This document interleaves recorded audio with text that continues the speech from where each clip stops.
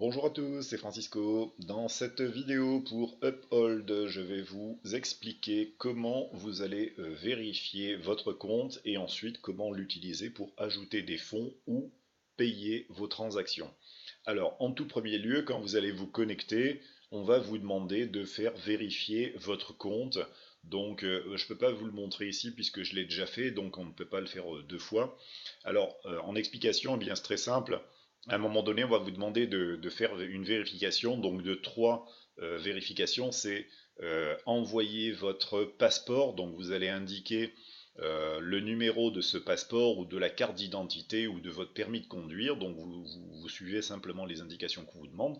Donc au choix, vous allez avoir trois choix. C'est soit d'utiliser le passeport, la carte d'identité ou le permis. Vous cliquez sur image correspondance. Et à la page suivante, on va vous demander de télécharger le document, tout simplement. Alors si vous l'avez en stock dans votre ordinateur, vous avez un bouton qui vous permet de trouver cette image et de la télécharger, ou soit d'utiliser votre webcam pour photographier votre passeport, permis de conduire ou carte d'identité selon le choix que vous avez fait.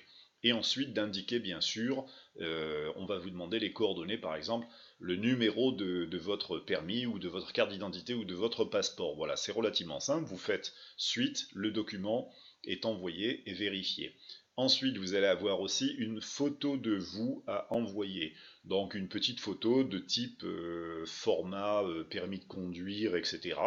Donc c'est relativement simple. Si vous n'en avez pas, eh bien vous vous prenez en photo tout simplement avec votre téléphone portable et vous faites un petit recadrage avec Paint pour ne pas avoir une très grande photo, c'est-à-dire juste le contour de votre tête et non pas le corps en entier, donc juste au niveau des épaules et la tête, donc il faut que ce soit correspondant à une photo de carte d'identité tout simplement. Et ensuite, on va vous demander forcément d'envoyer une facture de moins de 3 mois. Donc ça peut être votre téléphone mobile, n'importe quoi. Du moment que vous avez une facture, vous l'envoyez et ensuite votre compte sera totalement vérifié. Voilà. Pour l'utilisation après, eh bien, c'est très simple. Alors ici, vous avez la possibilité dans les paramètres ici, si votre compte est au départ en anglais, vous allez cliquer ici, vous allez pouvoir changer quelques paramètres.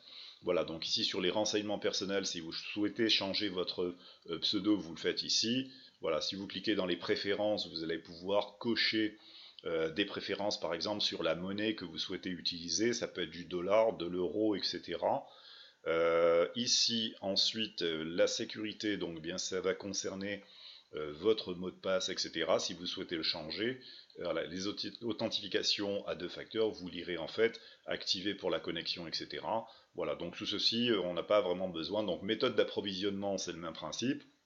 Vous pouvez éventuellement enregistrer un compte bancaire ici et ajouter une carte de crédit, ce que vous êtes censé faire en fait pour pouvoir acheter du Bitcoin, soit par virement, soit par l'achat de carte crédit. Alors, pour la suite, eh bien c'est très simple, on va revenir sur notre tableau. Quand vous voulez ajouter des fonds, c'est-à-dire avant d'acheter quoi que ce soit pour un business ou autre chose, il faut ajouter des fonds dans votre solde ici. Alors, vous faites ici, vous avez envoyé de l'argent à des amis, donc ça dit bien ce que ça dit, c'est-à-dire si vous avez des amis à qui vous voulez envoyer une partie de votre solde, vous le faites ici. Si vous voulez investir dans l'or ou des bitcoins, on le verra plus tard, ou vous le découvrirez par vous-même, et réduire les coûts pour mon entreprise, ça ne nous concerne pas. On fait ici le lien découvrez des possibilités infinies en ajoutant des fonds sur votre compte, vous cliquez sur le lien, et ensuite vous allez avoir des possibilités d'ajouter des fonds, voilà, via différents moyens. Donc à partir d'un compte bancaire, si vous cliquez ici, on va vous demander d'enregistrer votre compte bancaire, et ensuite vous suivez la procédure pour pouvoir charger votre compte. Idem à partir d'une carte bancaire, et si vous avez un autre compte Bitcoin, vous pouvez l'alimenter ici en utilisant alimenter avec de la crypto-monnaie, où on va vous demander d'indiquer l'adresse de votre portefeuille Bitcoin, la somme que vous souhaitez envoyer pour charger votre compte Uphold, et c'est tout simple. Voilà, on fait ça comme ça. Alors maintenant, à partir du moment où il va falloir payer, je vais vous montrer en fait comment payer dans la prochaine vidéo. A tout à l'heure les amis.